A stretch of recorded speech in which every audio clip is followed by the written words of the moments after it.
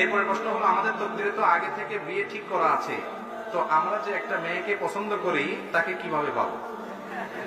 প্রশ্ন অদ্ভুত প্রশ্ন তো।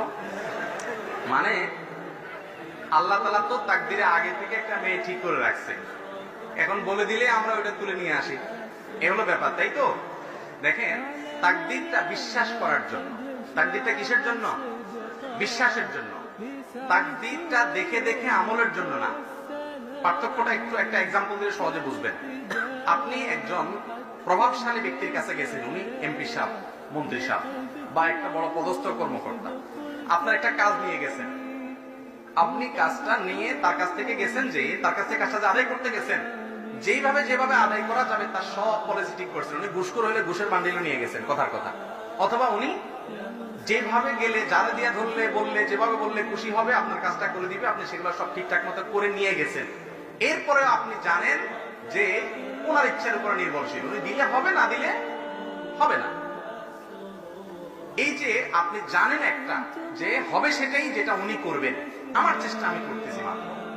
এই তকদির হলো ওই বিশ্বাসটা, আর কর্ম হলো ওই চেষ্টাটা।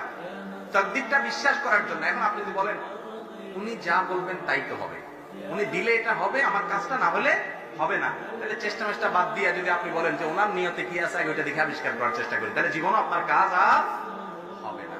আপনি আপনার চেষ্টা করবেন, বিশ্বাস থাকবে হবে সেটাই, যেটা উনি করবেন, সিদ্ধান্ত নেবেন।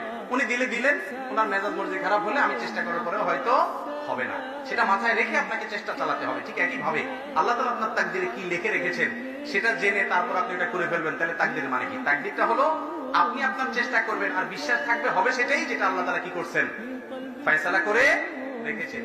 ঘুরে আপনি চেষ্টা করতে থাকবেন ভালো মেয়ে সন্ধান করার জন্য, করতে করতে করতে যেটা কপালে আসবে বুঝবেন, ও তোমারে আল্লাহ তাআলা আমার নসিবে রাখছে। কথা কি বুঝতে পারছি? এরপরে পাওয়ার পরে কদর করবেন খুব, যে সুবহানাল্লাহ, আল্লাহ তাকদিরে লিখে রাখছে এই জিনিস আমার জন্য, এই মানুষটা আমার জন্য। খুব ইজ্জত করবেন তখন, তাকদিরের লেখন আসছে আমার ঘরে, মাশাআল্লাহ। কথা কি বুঝতে পারছি? এখন আপনি পরিশ্রম না করে তাকদিরে কি আছে সেটা দেখার জন্য চেষ্টা করতেছেন। এক লোক ওই নামাজের জন্য ডাকছে, আর বলে না আল্লাহর হুকুম ছাড়া তো কিছু হয় না, আল্লাহ আমার নসিবে নামাজ রাখে না, আপনি চেষ্টা করে লাভ নাই, চলে যান। এরকম কিছু বাদর টাইপের মানুষ আছে না? তো ওই লোক আবার শার্ট গায়ে দিয়া সকালে অফিসে যাইতেছে, চাকরি করে, ডিউটি করতে যাইতেছে। তো যে লোক নামাজের দাওয়াত দিচ্ছে, সে কলার ধরে বলছে, বেটা বয়, কই যাস? কয় কাজ যাচ্ছে। কেন কাজ যাবি? আল্লাহ তাকদিরে যা রাখছে তা খাবি, বয়, কোনো কাজ যাইতে পারবি না। তো দুনিয়ার ক্ষেত্রে তো সে আনা ঠিকই বুঝে, অন্য ক্ষেত্রে বুঝে না। তো খোলাসা কথা হলো ভাই, তাকদীর মানে কি? আল্লাহ তাআলা